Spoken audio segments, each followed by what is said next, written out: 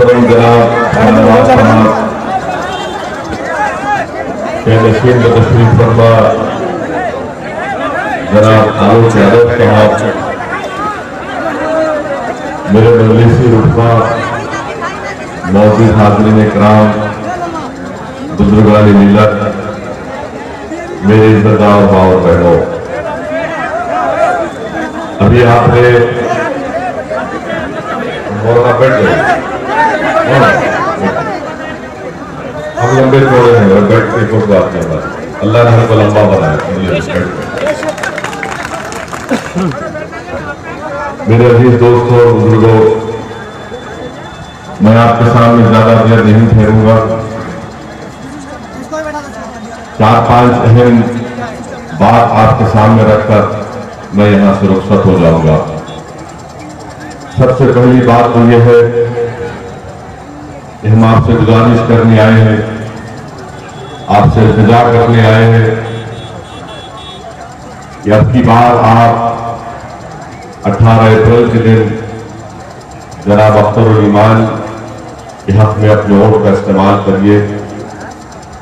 और हम आपसे वादा कर रहे हैं कि इंशाअल्लाह ताला दिल्ली में जो एक नई सरकार बनेगी, अख्तरुल ईमान बहैसियत सांसद किशनगंज के और असदुद्दीन ओवैसी बहैसियत सांसद हैदराबाद के, हम किशनगंज की आवाम से, बिहार की आवाम से, सीमांचल के गयूर आवाम से, हिंदुस्तान के हमारे हम वतन हिंदुस्तानियों से इस बात का वादा कर रहे हैं कि जब हम कामयाब होकर बहैसियत रुकने पार्लियामान दिल्ली जाएंगे तो इंशाअल्लाह ताला हमारी पूरी कोशिश होगी और हम आपसे वादा करेंगे कि हम मोदी का साथ नहीं देंगे, ना बीजेपी का साथ देंगे।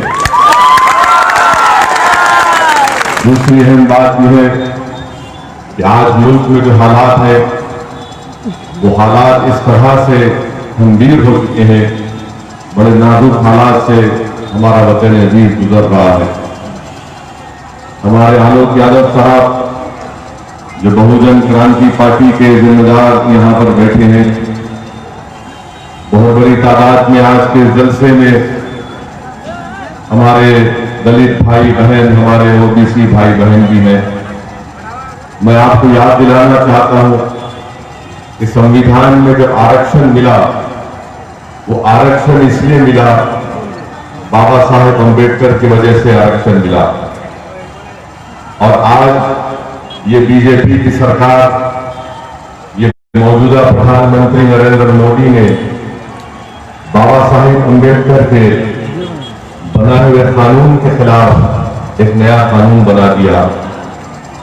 जो संविधान में आरक्षण हमको इस बुनियाद पर मिलता था और आज भी मिल रहा है और कल भी मिलेगा कि हमसे नाइंसाफी हुई, दलितों से नाइंसाफी हुई, बैकवर्ड क्लास के उन तमाम जात बरादरियों से उनसे नाइंसाफी हुई। उस नाइंसाफी को खत्म करने के लिए बाबा साहेब अम्बेडकर ने संविधान में आरक्षण का प्रोविजन लगाया। आज नरेंद्र मोदी आला जात के लोगों को आरक्षण दे रहे हैं जो बाबा साहेब अम्बेडकर के उसूल के खिलाफ है, जो संविधान के खिलाफ है। मैं आपसे अपील कर रहा हूं, याद रखिए आप अगर ये 10% आरक्षण जो आला जात के लोगों को मिल रहा है तो कल मुस्तकबिल में ऐसा वक्त आएगा कि ये बीजेपी और आरएसएस की सरकार कहेगी कि अब जिन लोगों को बरसों से 5000 साल से जिनको तंग किया गया, जिनको ओबीसी के नाम पर जिनको तंग किया गया, अब आरक्षण मिलेगा तो नाइंसाफी की बुनियाद पर नहीं, डिस्क्रिमिनेशन की बुनियाद पर नहीं, बल्कि उन लोगों के साथ इसको खत्म करके रख दिया जाएगा। मैं आपको डराने के लिए नहीं कह रहा हूं, ये हकीकत है। इसीलिए मैं आप तमाम से अपील करने आया हूं कि बाबा साहेब अम्बेडकर के संविधान को अगर बचाना है, बाबा साहेब अम्बेडकर ने जो दलितों को और हमारे बैकवर्ड क्लास के लोगों को जो संविधान में आरक्षण दिया, उस आरक्षण को हासिल करना है, उसको बचाना है, तो मेरी आप तमाम से गुजारिश है कि आप अख्तरुल ईमान के हक में अपने वोट का इस्तेमाल करिए। हम हिंदुस्तान की पार्लियामेंट में जाकर इस आरक्षण को और इस संविधान को बचाने का काम करेंगे। तीसरी बात जो मैं आपसे अर्ज करना चाह रहा था, किशनगंज में हमारा मुकाबला किससे है? हमारा मुकाबला साफ और साफ उन ताकतों से है जो गरीबों से इंसाफ करना नहीं चाहते। अख्तरुल ईमान का मुकाबला उस पार्टी से है, उस सोच से है जिसने सीमांचल को हमेशा गरीबी और मुफ्लिसी में उसका मुखद्दर बनाकर रख दिया। यहाँ के नौजवान को नौकरी नहीं मिलती, ऐसी ताकतों को आपको शिकस्त देना है। पिछले 60-65 साल से ये तमाम पार्टी आकर, इनके उम्मीदवार आकर आपसे सिर्फ आपको हासिल करके चले गए।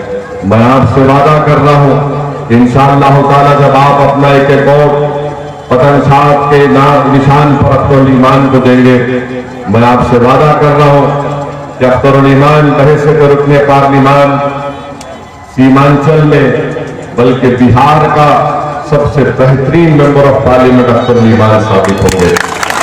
आप एक मौका इनको दीजिए, क्योंकि जितने भी एमपी आपने बनाए, मैं किसी का नाम लेकर बोलना नहीं चाहता, मगर बताइए आप इलेक्शन जीतने के बाद हर गरीब को शिकायत होती है कि इलेक्शन के वक्त तो सब आकर बड़ी बड़ी खूबसूरत और अच्छी अच्छी बातें करके जाती हैं और जीतने के बाद 4-4.5 साल नजर नहीं आते, फिर दोबारा इलेक्शन के वक्त दूल्हा बनकर आ जाती हैं। मैं आपसे वादा कर रहा हूं कि अख्तरुल ईमान ऐसा नहीं करेंगे। जिस पार्टी से अख्तरुल ईमान उम्मीदवार है, हम साल के 12 महीने काम करते हैं, हम हफ्ते में 6 दिन काम करते हैं सिवाय जुमे का एक दिन छोड़कर। 24 घंटे हमारा फोन खुला रहता है, लोग हमसे काम लेते हैं। अगर हम काम नहीं करते तो लोग हमसे आकर मोहब्बत के और नाज करके हमसे लड़ते भी हैं, झगड़ते भी हैं। ये काम हम हैदराबाद में किए और इंशाअल्लाह ताला मुझे पूरा यकीन है अख्तरुल ईमान साहब की उन तमाम उनमें अल्लाह ने उनमें एक बेशुमार काबिलियतें दी है। आप उनको अगर एमपी बनाएंगे तो यकीन जानिए आप सीमांचल की आवाम और बिहार की आवाम खुद ये कहेगी कि हाँ, अगर कहीं पर हमने सही फैसला लेकर किसी को सांसद या एमपी बनाया तो अख्तरुल ईमान है। आपके इस इलाके में बहुत से मसाइल हैं, बहुत से मसाइल है। मंजलिस पार्टी सीमांचल के इंसाफ की लड़ाई लड़ रही है, मंजलिस पार्टी सीमांचल के तरक्की की लड़ाई लड़ रही है। मंजलिस पार्टी सीमांचल में पुल बने, ब्रिजेस बने, यहाँ के मासूम बच्चे और बच्चियों को स्कूल और कॉलेजेस का उसका इंतजाम हो। ये उस वक्त होगा जब आप अपने वोट से एक अच्छे आदमी को, अच्छे उम्मीदवार को आप उसको कामयाब करेंगे। मैं आपके सामने इस बात दर्ज कर रहा हूं कि ये जो जेडीयू का उम्मीदवार है जिसका नाम महमूद है, मैं आपसे कह रहा हूं, वो यहां पर इस बात को कह रहे हैं कि मैं तो घर का आदमी हूं, मैं तो घर का आदमी हूं। जब अगर आप घर के आदमी हैं तो घर के अंदर तो आप किसी दुश्मन को तो नहीं बुलाते। जब घर आपका होता है तो आप घर में दोस्त को बुलाते, आप अपने घर में उन लोगों को दावत देते जिन पर आपको भरोसा होता है।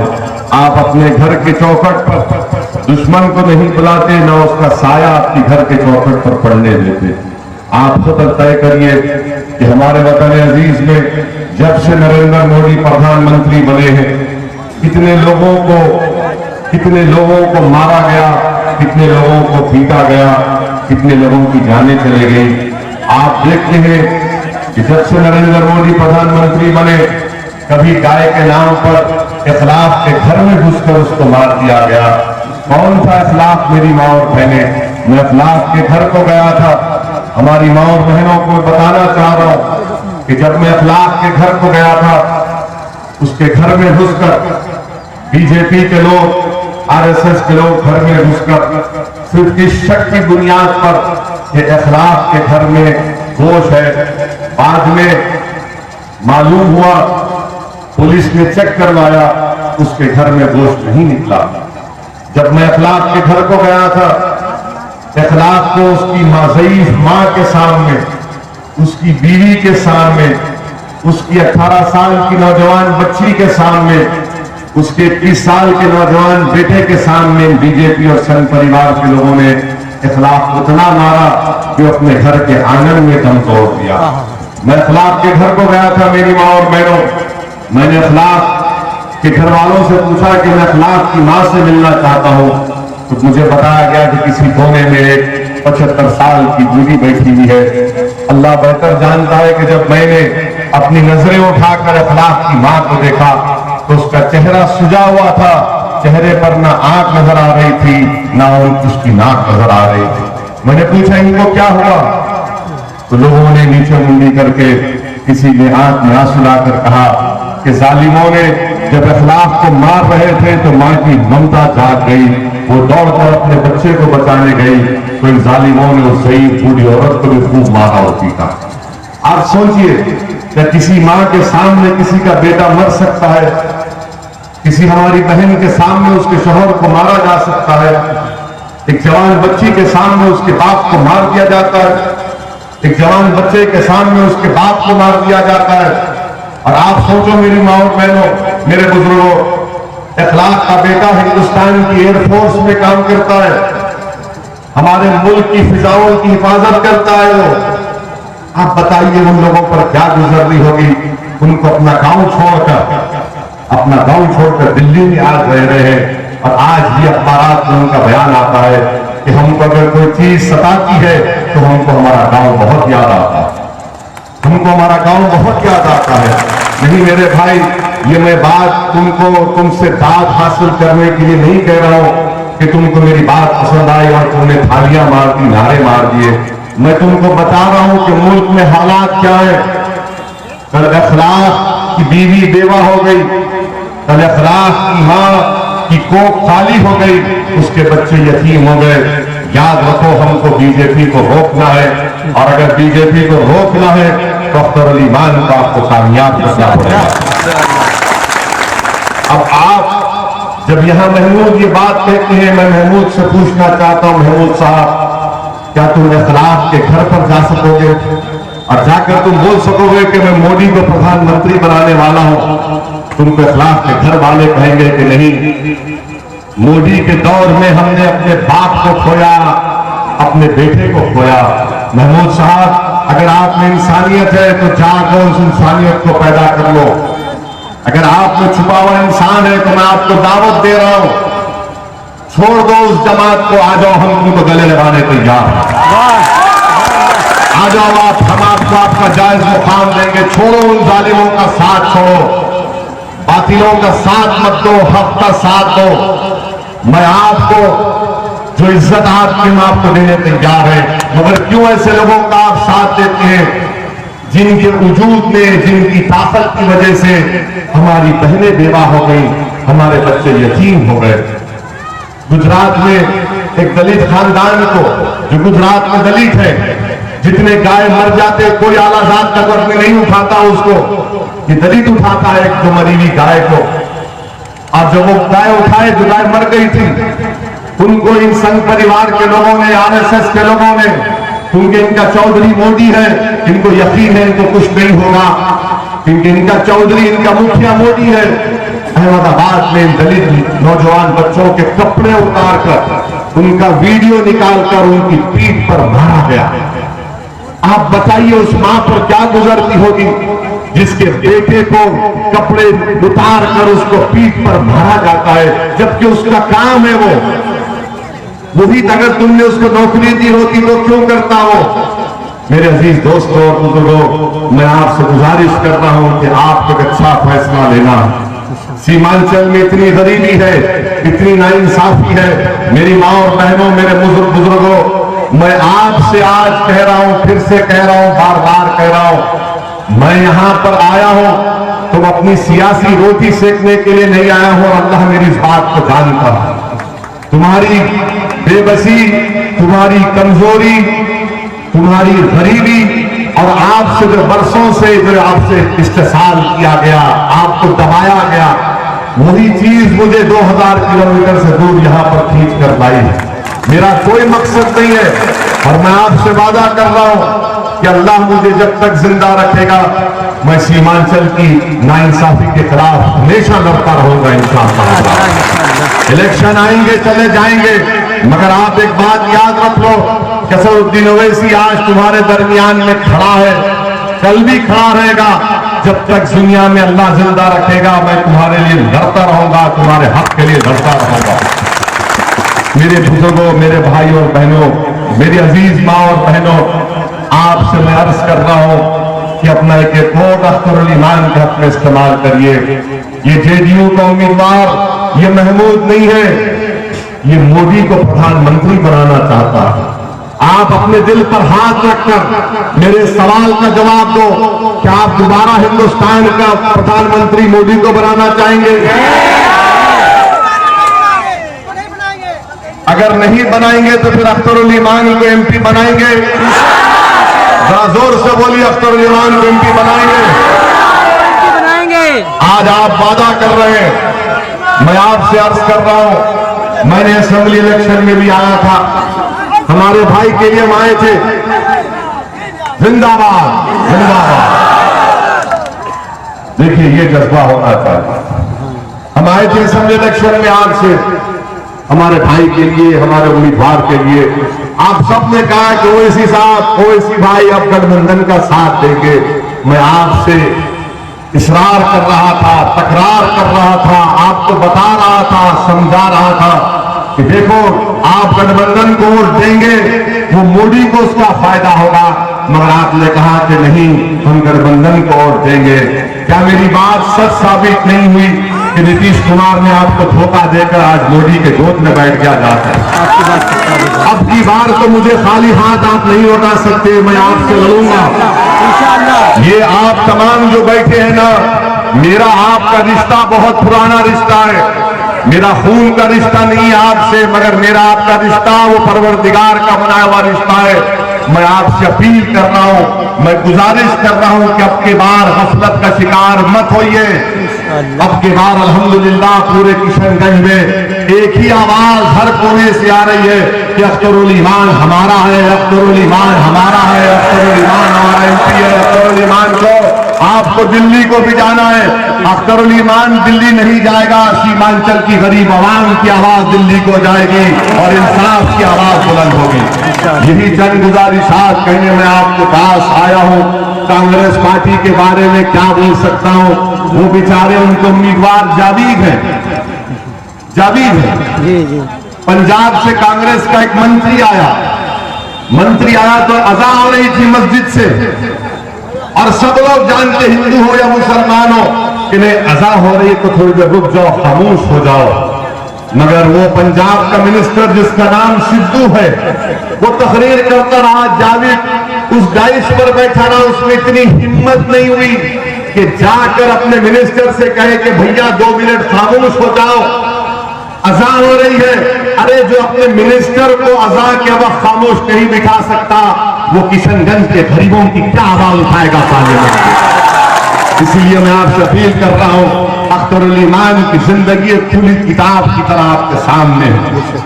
आप जब कभी भी उनको दावत देंगे, जब कभी उनको बुलाएंगे, जब कभी उनसे आप लड़ सकते हैं। आज सीमांचल की आवाम, ये सीमांचल का इतना बड़ा इलाका बड़ा खाली और सूना हो चुका है। मेरे भाई, मेरे बुजुर्गों से मैं अर्ज कर रहा हूं कि आपका ये सीमांचल का इलाका बड़ा खाली और सूना हो चुका है। मुझे तो सन्नाटे की भी आवाज आती है इसमें, इसलिए कि आपने इस सरजमीन के गयूर अवाम ने मौलाना असराउल्लाह कासमी को खो दिया, तस्लीमुद्दीन साहब को खो दिया। बताओ सीमांचल के गरीबों, कौन है तुम्हारा नेता जो तुम्हारी आवाज दिल्ली में उठाएगा? कौन है?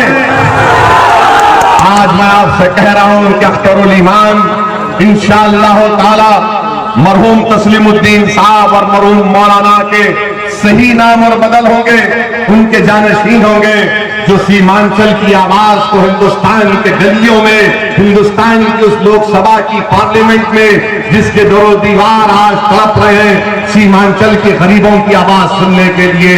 सीमांचल की मेरे भाइयों और बहनों, मेरे बुजुर्गों, मेरे दोस्तों, मैं आपसे अपील कर रहा हूं कि सीमांचल को आज एक कद्दावर शख्सियत की जरूरत है। कोई शख्सियत आसमान से गिरने वाली नहीं है, कोई जमीन से निकलने वाला नहीं है। जो जमीन पर आपके सामने अपनी जिंदगी लगा दिया, जिसने अपनी जिंदगी का पल पल इंसाफ के लिए लड़ रहा है, मेरी आपसे यही गुजारिश है कि 18 अप्रैल के दिन मेरी माँ और बहनों, सुबह के अवलीन वक्त में निकलकर आप पोलिंग बूथ को जाइए और जहां पर पतंग छाप का निशान दिखे, बेखौफ होकर पूरे इत्मीनान और एतमाद के साथ आप उस पर अपना बटन दबाइए, ताकि दिल्ली में इंशाअल्लाह ताला हिंदुस्तान का वजीर आजम मोदी ना बने।